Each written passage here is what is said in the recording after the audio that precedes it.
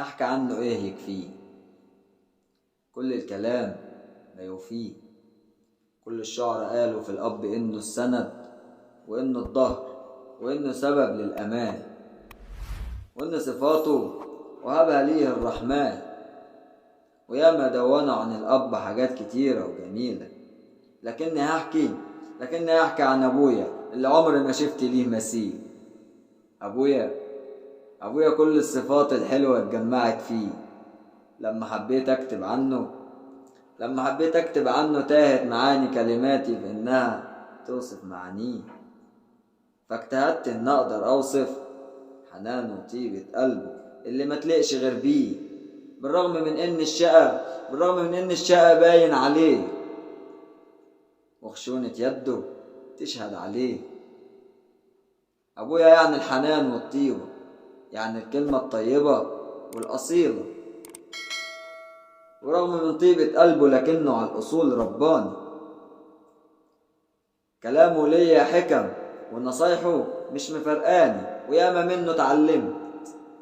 منه اتعلمت بفضل ربنا، ونصايحه ليا أنا اتقدمت.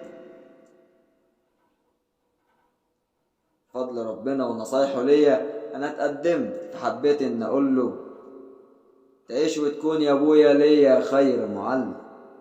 حبيت أقول له تسلم يدك اللي على الأصول دايما تربي وتعلم. علمتني الحياة إزاي تكون، نصايحك ليا بفتكرها يا أبويا على طول. إن أول ما أسمع صوت الأذان أكون دايما من قدام، وإني أكون راجل بكل المعاني في أي مكان، وإني مهما كنت من الأوجاع أعاني أظهر قدام الناس جبل، وإني ما انكسرش مهما الحمل عليا تقل. زمنك طول ما انت واقف على رجلك تلاقي الآلاف من الناس واقفة جنبك، ولو يوم ضعفت وسلمت نفسك تاكلك الضباع اللي كنت تأكلها بيدك. قلت لي خلي بالك من كلامك زين، وإن لساني ما يطلعش العيب، وإن طول ما الأصول مش مفارقة كلامك صعب تلاقي ليك عدو إلا الحكوم. اتعلم إن سمعتك تليق بيك، وهو ابن الأصول يا ولد يبان في أفعاله قبل كلامه. وما تاخدش المظاهر خداعة حبتين. ووعاك تصاحب اللي يحكي لك عن حبه، صاحب اللي الشدة أثبتت لك وده وحبه. ووعاك يا ولدي لو امتلكت في يوم تفتري، وخلي حب الناس هو أساسك. ووعاك تنسى أهلك وناسك هم عزوتك وناسك ونسك. أما أخوك ده في مكانة تانية. انت واخوك زي الروح بالجسد. عمرك شفت يا ولدي روح من غير جسد تسير؟ ولا الجسد يمشي من غير الروح، ما بيفترقوش غير ساعة الموت.